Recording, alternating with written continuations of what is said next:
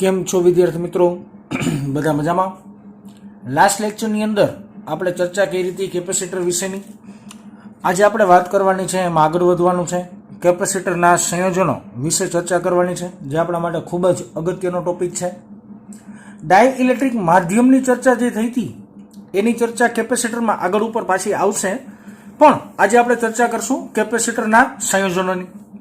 જેમ તમે અવરોધોમાં શ્રેણી અને સમાંતર ભણતા હતા, 10મા ધોરણમાં પણ ભણીને આવ્યા, ત્યારબાદ અત્યારમાં 12 સાયન્સમાં પ્રવાહ વિદ્યુત નામનું ચેપ્ટરમાં પણ તમે ભણ્યા છો.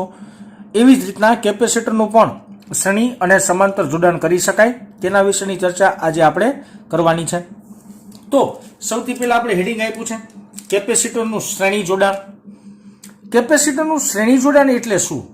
તો કે આવા કોઈ પણ બે કેપેસિટરને એક જ હરોળમાં, એક જ લાઇનમાં જોડવાનું, તેને આપણે કહેવાય કેપેસિટરનું શ્રેણી જોડાણ.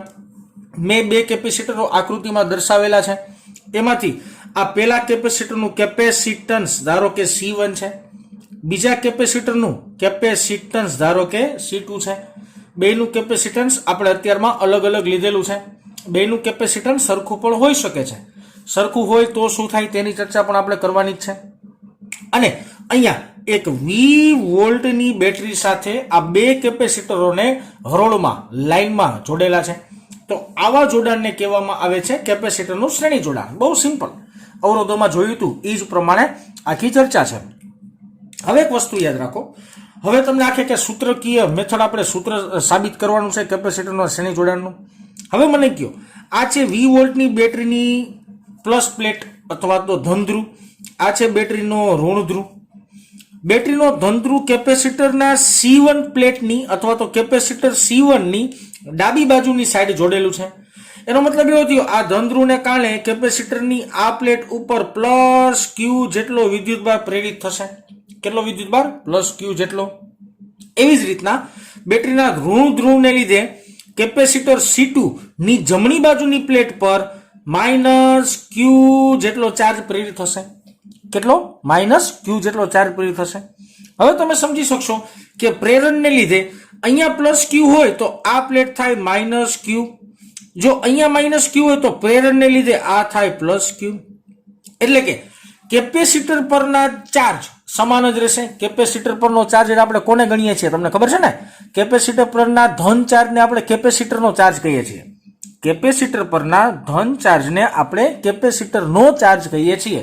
તો જ્યારે કેપેસિટરોને શ્રેણી જોડાણમાં જોડવામાં આવે ત્યારે અગત્યનો એક મુદ્દો યાદ રાખવાનો કે કેપેસિટરનું જોડાણ જ્યારે શ્રેણીમાં હોય ત્યારે તે કેપેસિટરનો વિદ્યુતભાર કેવો મળે તમને? સમાન મળે. આ સૌથી પહેલો મુદ્દો કે કેપેસિટરોને તમે જ્યારે શ્રેણી જોડાણમાં જોડશો ત્યારે કેપેસિટર પરનો વિદ્યુતભાર તમને કેવો મળશે? 100% સમાન મળશે. ઓકે, સરસ. બીજી એક વાત કરીએ. જો આ 20 વોલ્ટની બેટરીના વોલ્ટેજ, 20 વોલ્ટની બેટરીના વોલ્ટેજ આ બે કેપેસિટર પર અલગ અલગ રીતના વિતરણ થાય. એનો મતલબ એવો થયો બેટા કે આ પરનો વિદ્યુત સ્થિતિમાન અને આ પરનો વિદ્યુત સ્થિતિમાન, અથવા તો આના પરનો વોલ્ટેજ અને આના પરનો વોલ્ટેજ, બે પરનો વોલ્ટેજ તમને કેવો મળતો હશે? 100% અલગ મળતો હશે, સમાન હશે નહીં. ધારો કે આ પહેલી પ્લેટ પરનો વોલ્ટેજ હું V1 કહી દઉં, બીજી પ્લેટ પરનો વોલ્ટેજ હું V2 કહું, તો મારી પાસે એક સૂત્ર છે જ બેટા. Q સૂત્ર, તો કે C = Q / V સમીકરણ છે, જે આપણે ઓલરેડી લાસ્ટ લેક્ચરોમાં ભણીને આવ્યા છીએ. આ સમીકરણમાં હું જો V ને સૂત્રનો કરતા બનાવું તો V1 = સમીકરણ બનશે Q/C1, અને આ સમીકરણ બનાવી શકાય Q/C2. આ બે પરનો વિદ્યુત સ્થિતિમાનનો તફાવત અલગ અલગ હશે, કારણ કે એક જ બેટરી છે. એક બેટરીના ચાર્જ બે જગ્યાએ ડિસ્ટ્રીબ્યુશન થાય, બે જગ્યાએ એના ભાગલા પડે. એનો મતલબ એવો થયો, અહીં લખી નાખીએ કે V, બે કેપેસિટરનું V અસમાન હોય. કેવું હોય? અસમાન. જ્યારે શ્રેણી જોડાણ આવે ને ત્યારે એક મસ્તની વાત ક્લિક રાખવાની કે એના પરનો વિદ્યુતભાર સમાન થાય, પણ વિદ્યુત સ્થિતિમાન કેવો થાય? અલગ અલગ થાય. બે પરનો વોલ્ટેજ કેવો થાય? 100% અલગ અલગ થાય. બે પરનો વોલ્ટેજ સમાન હોઈ શકે નહીં. જ્યારે અવરોધોમાં નહોતું થતું. સમજો, અવરોધો કરતા ઊંધી રચના છે આખે આખી. એટલે અવરોધનું પહેલા તમે ભૂલી જ જાઓ, સાવ મનમાંથી કાઢી જ નાખો, અને પછી આ વસ્તુ સમજવાનો પ્રયત્ન કરવાનો. એટલે આ વસ્તુ તમને ક્લિયર સમજાશે કે જ્યારે કેપેસિટરોનું શ્રેણી જોડાણ કરવામાં આવે ત્યારે બંને કેપેસિટર પરનો વિદ્યુતભાર સમાન હોય. જેટલો અહીંયા પ્લસ ક્યુ હોય ને એટલો જ અહીંયા માઇનસ ક્યુ હોય, અને જેટલો અહીંયા માઇનસ ક્યુ હોય ને એની સામેની પ્લેટ ઉપર એટલો જ પ્લસ પ્રેરિત થાય, અને જેટલો અહીંયા પ્લસ હોય એટલો જ સામે માઇનસ પ્રેરિત થતો હોય પ્રેરણની રીત પરથી.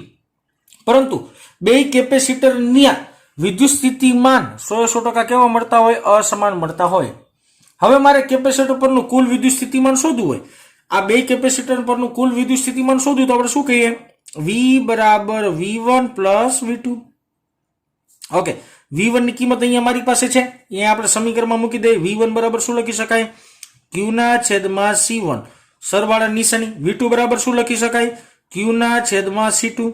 અને V એટલે શું? તો કે બે કેપેસિટરથી બનતા તંત્રનું વિદ્યુત સ્થિતિમાન.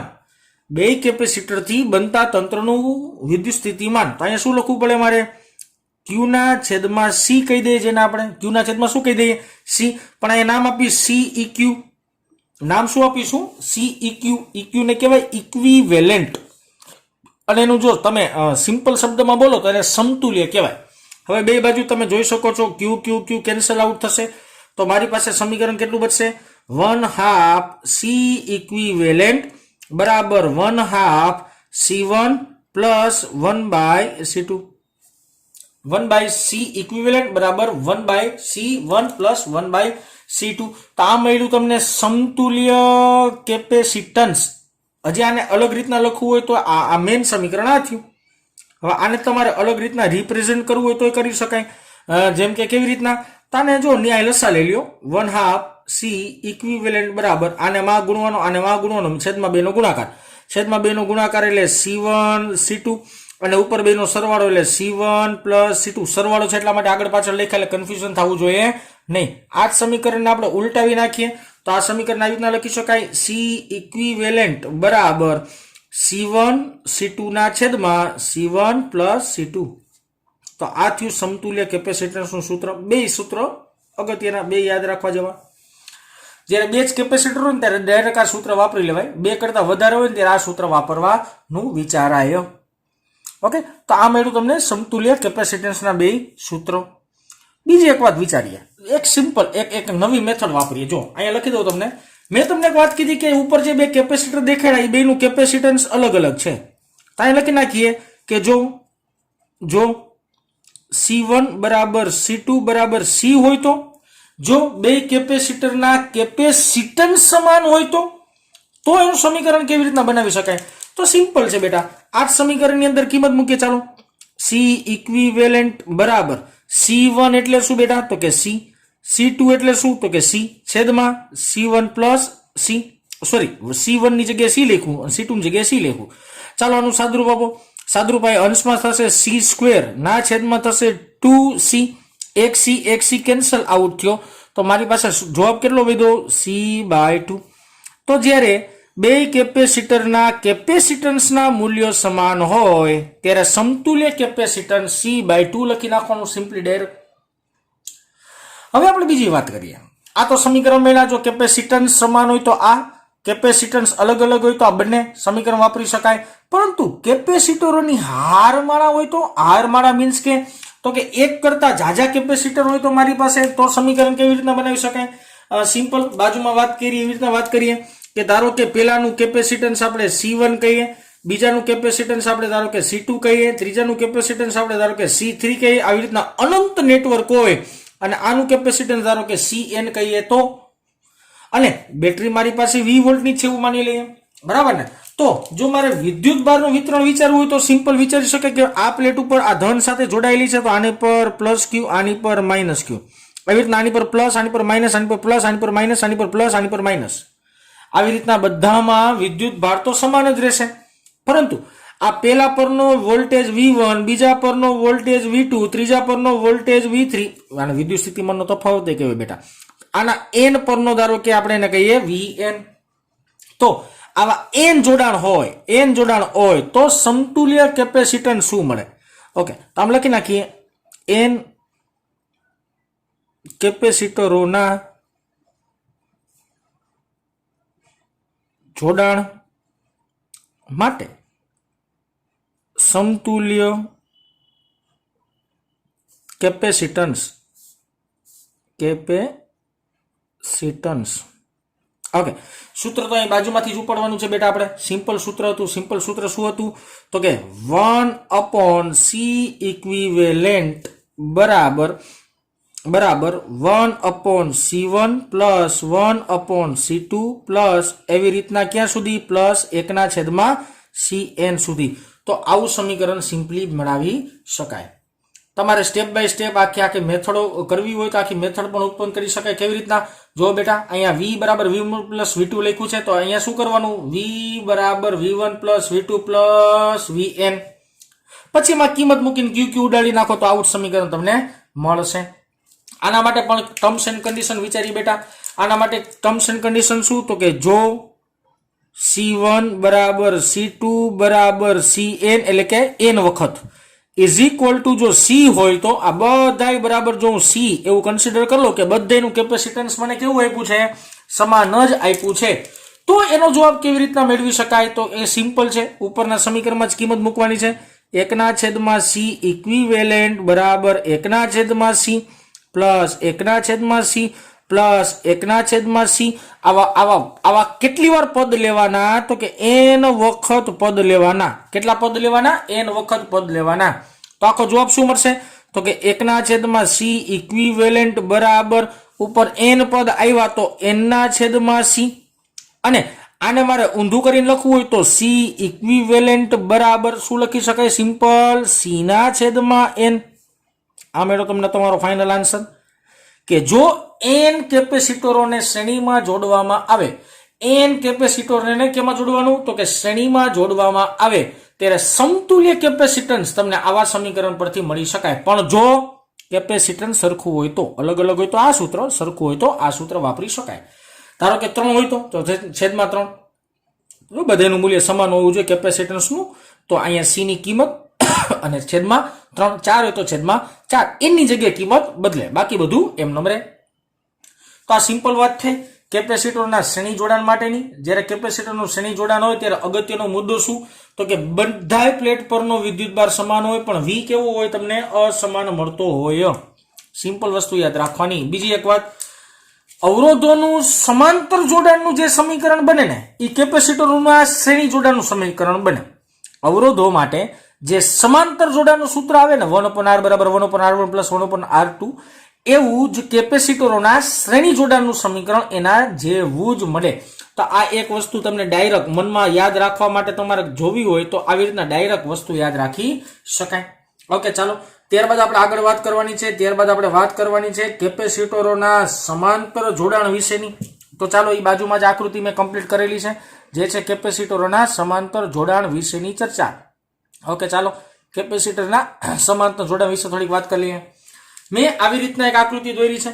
જે કેપેસિટરો મેં લીધા છે તે કેપેસિટરોના કેપેસિટન્સ કેવા છે? અલગ અલગ છે એવું મેં વિચારેલું છે. ધારો કે આનું કેપેસિટન્સ આપણે C1 કહીએ, આનું કેપેસિટન્સ ધારો કે C2 કહીએ, પછી આનું કેપેસિટન્સ આપણે ધારો કે C3 કહીએ, અને આ બધા કેપેસિટરોને મેં 20 વોલ્ટની એક બેટરી સાથે જોડેલા છે. હવે મને સમજાવો, જો બે બિંદુ વિચારી લઈએ. આ બિંદુને આપણે ધારો કે નામ આપી દઈએ A, આ બિંદુને ધારો કે આપણે નામ આપી દઈએ B. રેડી? ઓકે, હવે જો એક વાત સમજજો, અહીંયા એક વાત સમજવા જેવી છે જે આના કરતા થોડીક વિપરીત છે. શ્રેણી જોડાણ કરતા ધારો કે વિપરીત છે. આ છેડો છે પ્લસ, આ છેડો છે કેવો? માઇનસ. હવે મને કહો કે આ બેટરીના બે છેડા વચ્ચેનો વિદ્યુત સ્થિતિમાનનો તફાવત કેટલો? તો કે V.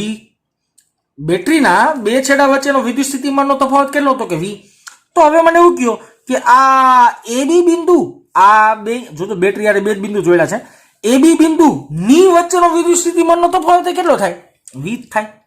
કોમન સેન્સ છે ને કે વચ્ચે તમે ગમે એટલા ભાગ પાડો પણ હું A અને B આ બંને બિંદુ વચ્ચેનો વિદ્યુત સ્થિતિમાનનો તફાવત પૂછું તેનો જવાબ કેટલો આવતો હોય? V જ આવતો હોય. ઓકે, નો સમજાય? કાંઈ વાંધો નહીં, જો અલગ રીતના સમજાવું. હવે જોજો, આના પરનો વિદ્યુત સ્થિતિમાન V અને આના પરનો વિદ્યુત સ્થિતિમાન ધારો કે 0, એટલે બેનો વિદ્યુત સ્થિતિમાનનો તફાવત લ્યો તો જવાબ શું આવી જાય? V જ આવી જાય. બરાબર. હવે જો આ કોનિયર જોડેલું A આરે ને તો A બિંદુ પાસેનું વિદ્યુત સ્થિતિમાન કેટલું થાય? Plus V. આ કોનિયર જોડેલું B આરે ને તો B બિંદુ પાસેનું વિદ્યુત સ્થિતિમાન કેટલું થાય? 0. હવે મને કહો જી આ બે વચ્ચેનો વિદ્યુત સ્થિતિમાનનો તફાવત કેટલો થઈ ગયો? તો કે સ્વાભાવિક રીતના V થઈ ગયો. રેડી? ઓકે, સરસ. ચાલો આ પ્લસ આને જોડ્યું છે એનો મતલબ એવો થયો આ પ્લસ વી વોલ્ટેજ છે તો એનો મતલબ આ પ્લેટ ધન થાય, આ પ્લેટ એ ધન થાય, આ પ્લેટ એ કેવી થાય ધન. હવે આ 0 સાથે જોડ્યું છે તો આના વોલ્ટેજ 0, આના વોલ્ટેજ 0, આના વોલ્ટેજ 0. તો જો વિદ્યુત ભાર બધે બદલી ગયો, બધી જગ્યાએ વિદ્યુત ભાર સમાન હશે નહીં. હવે ધારો કે આવી રીતને કોઈને સમજાતું નથી અને આવી રીતને જો કોઈને મગજમાં નથી ઉતરતું ને તો ઇટ્સ ઓકે, સિમ્પલ લોજિક મારો. જો અવરોધનું તો યાદ જ છે ને, આમાંથી વહેતો પ્રવાહ કેટલો I, અહીંયા I પહોંચેલા, I ને કેટલા રસ્તા છે 3 રસ્તા, 1 રસ્તો 2 રસ્તો 3 રસ્તા. આમાં I1 I2 I3, આમાં જતો Q1 Q2 Q3. આમાં કેટલો વિદ્યુત ભાર જાય Q1, આમાં કેટલો જાય Q2, આમાં કેટલો જાય Q3. યાદ કરો વિદ્યાર્થી મિત્રો, કિર્ચોફના નિયમમાં આવું જ કંઈક આપણે વિચારવાનો પ્રયત્ન કર્યો હતો. આમાં I1 પ્રવાહ હોય તો Q1 વિદ્યુત ભારની ગતિને લીધે I1 પ્રવાહ બને, આમાં Q2 વિદ્યુત ભારની ગતિને લીધે I2 પ્રવાહ બને અને આમાં Q3 વિદ્યુત ભારની ગતિને લીધે I3 પ્રવાહ બને. એનો મતલબ એવો થયો કે ત્રણેય ભાગની અંદર વિદ્યુત ભાર કેવા કેવા થયા, અલગ અલગ થયા.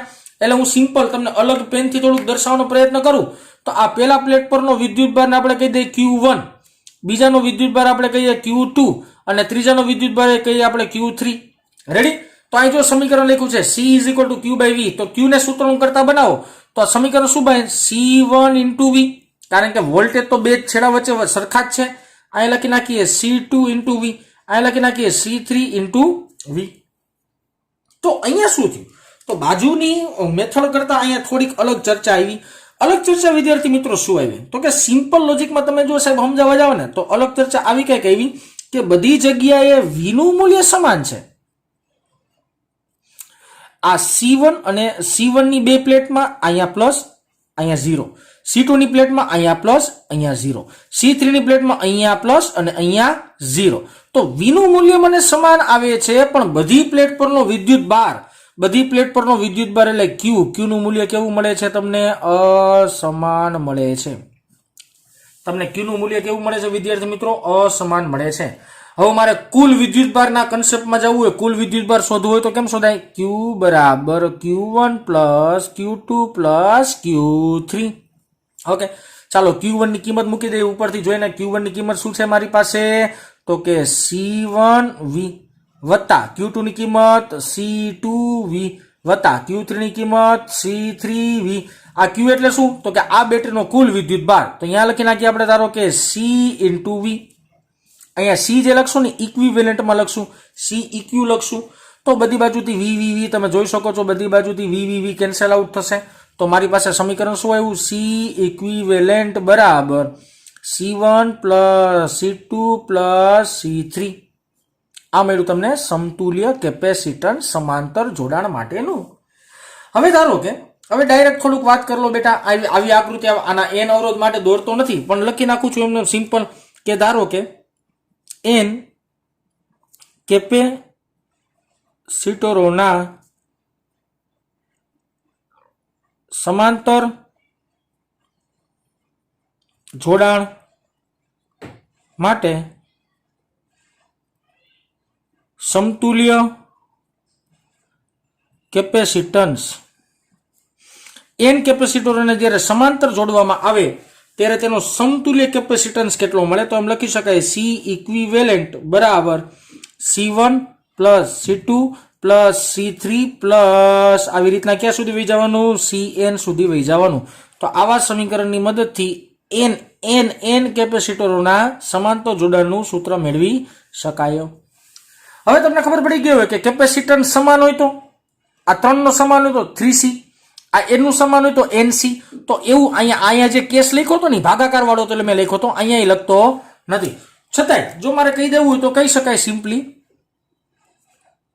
કે જો C1 = C2 = C3 = C હોય તો સમતુલ્ય કેપેસિટન્સ એટલે કે C ઇક્વિવેલન્ટ બરાબર લખી શકાય 3C, C + C એટલે થઈ જશે 3C. અને અહીંયા આવી ટર્મ્સ એન્ડ કન્ડિશન લખી નાખું છું સિમ્પલ કે જો C1 = C2 = C હોય, આવી રીતના n વખત ધારો કે C હોય તો સમતુલ્ય કેપેસિટન્સ લખી શકાશે NC. ડાયરેક્ટ લખી નાખું છું, સમજી શકશો તમે બરાબર ને? તો આવા સમીકરણ શ્રેણી અને સમાંતર જોડાણ માટે મેળવી શકાય. યાદ એમ રાખી લેવાનું કે અવરોધો માટે જે શ્રેણી હતું ને એ આના માટે સમાંતર થઈ જાય, અને અવરોધો માટે જે સમાંતર હતું ને આના માટે શું થઈ જાય? શ્રેણી થઈ જાય. એક વસ્તુ જે મારા માટે ખૂબ જ અગત્યની, જે તમને આવડતી જ હોવી જોઈએ, જે તમને જિંદગીમાં ન ભૂલાવી જોઈએ, એ શું? સમાંતર જોડાણ હોય ને એટલે વી સમાન પણ ક્યુ અલગ અલગ. જ્યારે શ્રેણી જોડાણ હોય ને શ્રેણી જોડાણ, ત્યારે ક્યુ સમાન અને વી અસમાન. સમાંતર જોડાણ માટે વી સમાન ક્યુ અલગ, શ્રેણી જોડાણ માટે ક્યુ સમાન અને વી અલગ. ખાલી આ બે લીટી યાદ રહે ને, ખાલી સમીકરણ યાદ રહેશે ને એટલે આ થિયરમ કઈ મહત્વ નથી. હું હજી બે લીટી રિપીટ કરું છું બેટા, કે શ્રેણી માટે ક્યુ સમાન વી અસમાન, સમાંતર માટે વી સમાન અને ક્યુ અસમાન.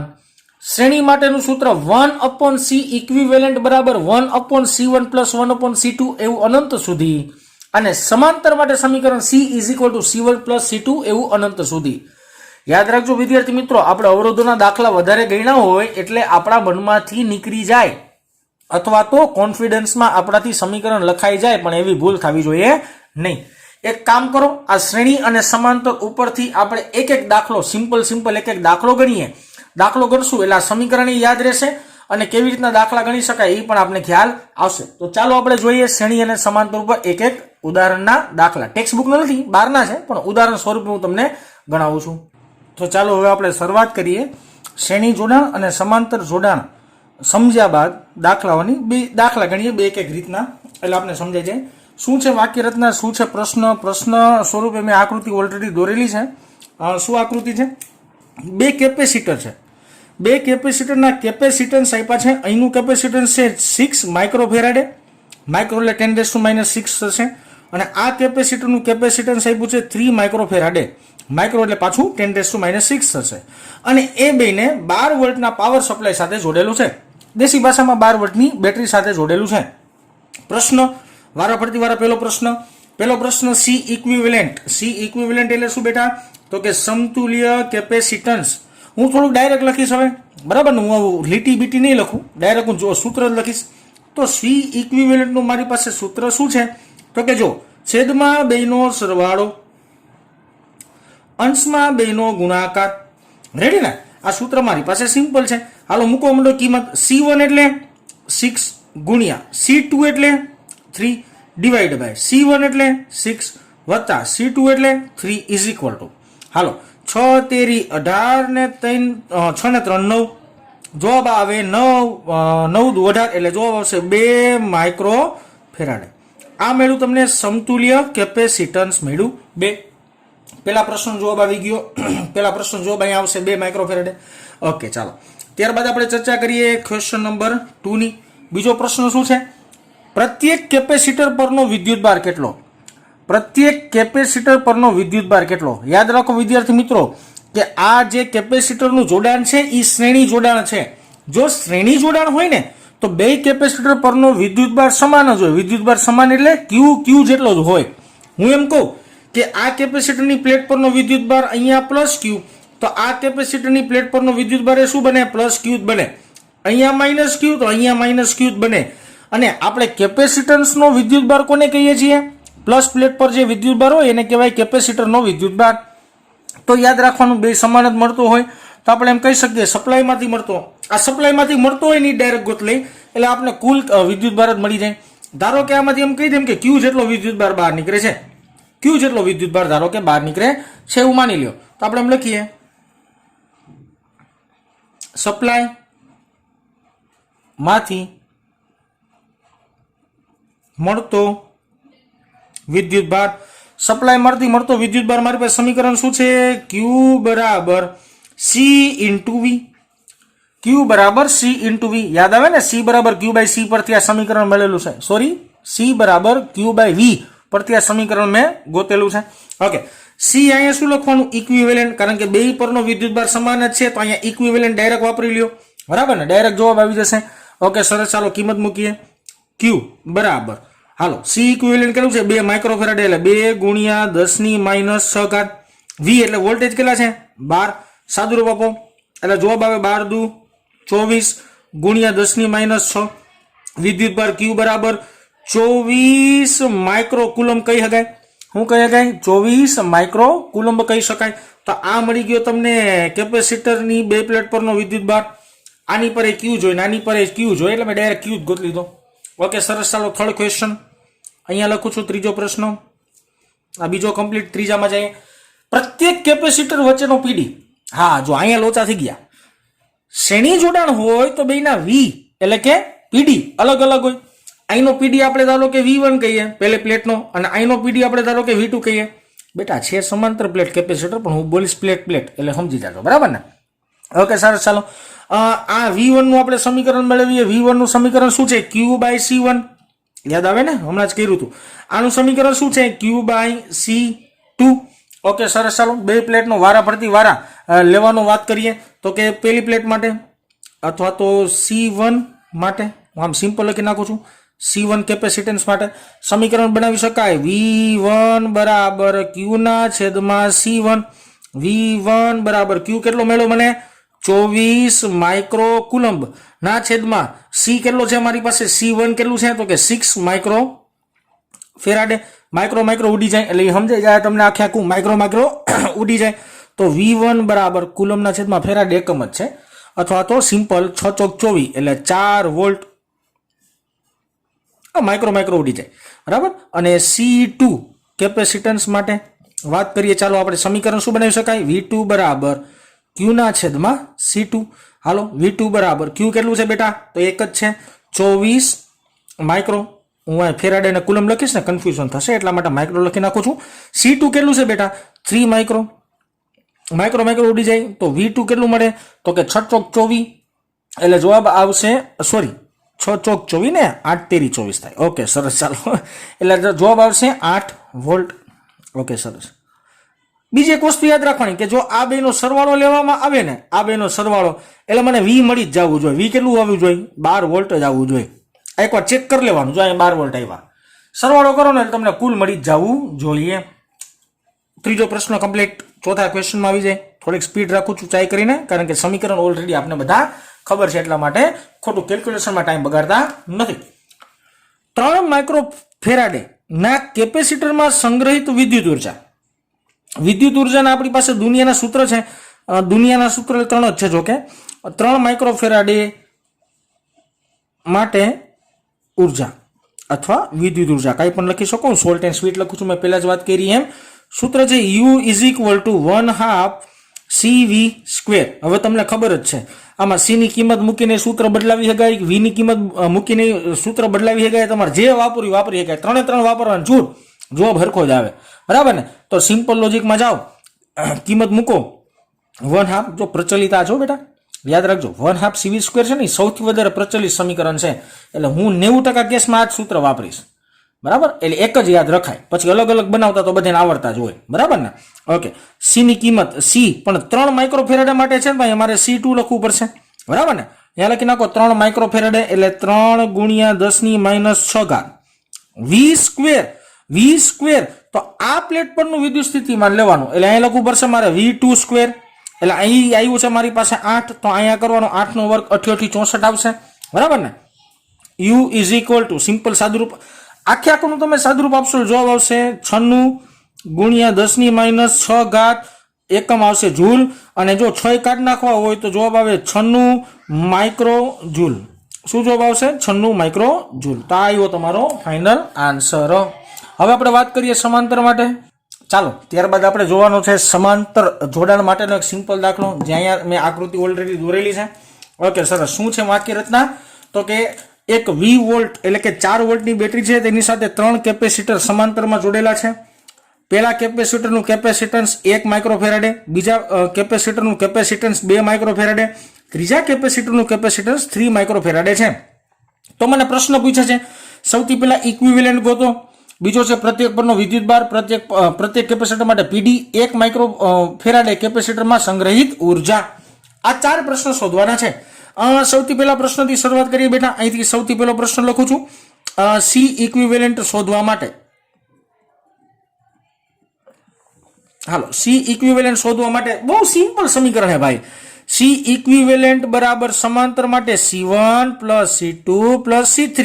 હાલો, C1 કેટલું છે 1 વત્તા C2 2 C3 3, તો 3 ને 3 6, એટલે જવાબ આવશે 6 માઇક્રોફેરાડે. આ મેળું તમને સમતુલ્ય કેપેસિટન્સ સમાંતર જોડાણ માટેનું. આ પેલો પ્રશ્ન સિમ્પલ પૂરો થઈ ગયો. ઓકે, સરસ. ચાલો બીજો પ્રશ્ન શું છે? આ પેલો પૂરો. પ્રત્યેક પરનો વિદ્યુતભાર. હવે જોજો એક વસ્તુ અહીંયા બદલશે. શું બદલશે? તો કે બધા પરનો વિદ્યુતભાર અલગ અલગ હશે. આના પરનો વિદ્યુતભાર આપણે Q1 કહીએ, આના પરનો વિદ્યુતભાર આપણે Q2 કહીએ, અને આના પરનો વિદ્યુતભાર Q3 કહીએ. તો પ્રત્યેક પરનો વિદ્યુતભાર અલગ અલગ હશે. હું આમાં લખું C1 માટે, જોજો થોડુંક શોર્ટ એન્ડ સ્વીટ. C1 માટેનો વિદ્યુતભાર કેટલો બનશે? તો કે Q1 બરાબર C1 ઇન્ટુ V, કારણ કે બધા માટે V સમાન છે. ઓકે, સિમ્પલ કિંમત મૂકી દો. તો C1 કેટલું છે મારી પાસે? 1 માઇક્રોફેરાડે છે, ભૂલવાનું નહીં. તો 10⁻6. અને V કેટલું આવ્યું? તો કે 4. આ બેનો ગુણાકાર કરો એટલે Q1 બરાબર જવાબ શું આવી જાય? 4 માઇક્રોકુલમ. જો 10⁶ નથી લખતા તો ડાયરેક્ટ માઇક્રોકુલમ લખી નાખવાનું. ઇટ્સ ઓકે, કાંઈ ફેર પડતો નથી. બરાબર ને? અહીંયા લખશું C2 માટે. ઓકે, Q2 બરાબર C2 ઇન્ટુ V. C2 કેટલું છે? 2 ગુણ્યા 10⁻6. અને V કેટલું છે મારી પાસે? 4. તો Q2 નો જવાબ શું આવશે બેટા? 4 દુ ને 8 માઇક્રોકુલમ્બ. ઓકે, આવી રીતના ત્રીજા માટે બનાવીએ. C3 માટે ચાલો આ થોડુંક દેખાતું ઓછું થાય. આપણે થોડુંક પેજ ઉપર નીચે કરીએ. Q3 બરાબર C3 into V. Okay, C3 કેટલું છે મારી પાસે? 3 ગુણ્યા 10⁻6 ગુણ્યા 4, 4 તેરીને 12, એટલે Q3 બરાબર 12 માઇક્રોકુલમ્બ. આ ત્રણેય પરનો મને શું મળી ગયો? વિદ્યુત ભાર મળી ગયો. ઓકે, સરસ. ત્યારબાદ પ્રશ્ન નંબર 3. આ બીજો પૂરો. પ્રશ્ન નંબર 3. પ્રત્યેક કેપેસિટર માટે PD. તો કે આમ લખી નાખવાનું કે સમાંતર જોડાણ માટે બધા કેપેસિટરો પરનો PD બેટરીના PD જેટલો, એટલે કે 4 વોલ્ટ મળશે. આ ખબર જ છે ને કે સમાંતર પ્લેટ હોય, સમાંતર જોડાણ હોય ત્યારે બધા કેપેસિટર વચ્ચેનો વિદ્યુત સ્થિતિમાનનો તફાવત કેટલો આવશે? બેટરીના વોલ્ટેજ જેટલા જ આવશે. ચોથો પ્રશ્ન, લાસ્ટ ક્વેશ્ચન, બહુ સિમ્પલ. શું કે છે? 1 માઇક્રોફેરાડે કેપેસિટરમાં સંગ્રહિત ઉર્જા. ચાલો ગોતી નાખી. 1 માઇક્રોફેરાડે માટે સંગ્રહિત ઉર્જા. સૂત્ર ભાઈ ગમે લેવાનું, પણ હું લખું છું U. 1 માઇક્રોફેરાડે છે તો U1 લખી નાખું. U1 is equal to 1/2 C1 into V². V તો બધા માટે સમાન આવશે. ઓકે, ચાલો કિંમત મૂકીએ. U1 is equal to 1/2 C1 કેટલું છે બેટા? 1 માઇક્રોફેરાડે લખી નાખો. 1 ગુણ્યા 10⁻6. 1 નો લખો તો ચાલે. V² એટલે કે બેટરીનો વર્ગ આવશે, એટલે કે 4 નો વર્ગ. બેટરીનો વર્ગ એટલે કે બેટરીના મૂલ્યનો વર્ગ. U1 ઇઝ ઇક્વલ ટુ સાદુરૂપ આપી દો. અહીંયા 10⁶, અહીંયા ચોકે 16, એટલે જવાબ આવે 8 ગુણ્યા 10⁻6 જૂલ. અથવા તો U1 is equal to 8 micro joule પણ લખી શકાય. આવી રીતના તમને 2 માઇક્રોફેરાડે તમારે ગોતી લેવાનું, 3 માઇક્રોફેરાડે તમારે ગોતી લેવાનું. તો મેં આવી રીતના તમને 2 ખાલી આદર્શ દાખલા ગણાવ્યા. 2 આદર્શ દાખલા મીન્સ કે જે 2 દાખલાની અંદર તમારા તમામ સૂત્ર આવી જતા હોય, બધા મોટા ભાગના બધા સૂત્ર આવ્યા. આ પ્રશ્નને આ 4 રીત સિવાય ન પૂછી શકાય. આ 4 રીત, આવો સિમ્પલ ક્વેશ્ચન આવે ને તો એ સિમ્પલ ક્વેશ્ચનમાં 4 જ પ્રશ્ન બની શકે. આવા સિમ્પલ ક્વેશ્ચનમાં આવા 4 ક્વેશ્ચન બની શકે. એટલે જેટલા મેક્સિમમ ક્વેશ્ચન બનતા હતા મેં 4 એક દાખલામાં લઈ લીધા. એટલે 2 દાખલાના દાખલાય ગણાઈ જાય અને બીજા નંબરની અંદર બધી પેટર્ન ખબર પડી જાય કે આવું શોધવાનું કહી શકે છે, આવું શોધવાનું કહી શકે છે. હવે વિદ્યાર્થી મિત્રો, તમને બીજી એક વસ્તુ યાદ હશે કે અવરોધોના અંદર તમે અલગ અલગ જોડાણ ભણ્યા હતા. જોયું ને તમે? 7-8 અવરોધો હોય ને અલગ અલગ રીતના જોડા હોય અને સમતુલ્ય અવરોધ શોધવાનો હોય. તો એવા દાખલાઓ આપણે હવે પછીના લેક્ચરમાં શરૂઆત કરશું, જેમાં કેપેસિટરોને અલગ અલગ રીતના, એટલે કે શ્રેણી અને સમાંતર 2 મિક્સિંગ જોડાણ પણ આવશે. એવા દાખલાઓ આવતા લેક્ચરમાં ગણશું વિદ્યાર્થી મિત્રો. પણ યાદ રાખવા જેવી બાબત હજી એકવાર કહું છું કે કેપેસિટર જ્યારે શ્રેણી જોડાણમાં હોય ને ત્યારે વિદ્યુત ભાર સમાન હોય, વિદ્યુત સ્થિતિમાન અલગ હોય. સમાંતર જોડાણમાં હોય ને ત્યારે વિદ્યુત ભાર અલગ હોય અને વિદ્યુત સ્થિતિમાન સમાન હોય. બરાબર છે ને, આમાં કન્ફ્યુઝન થવાનું નહીં. તો ચાલો વિદ્યાર્થી મિત્રો આજે અહીંયા સુધી રાખીએ. નેક્સ્ટ લેક્ચરમાં આગળ નવા દાખલાઓ સાથે મળશું.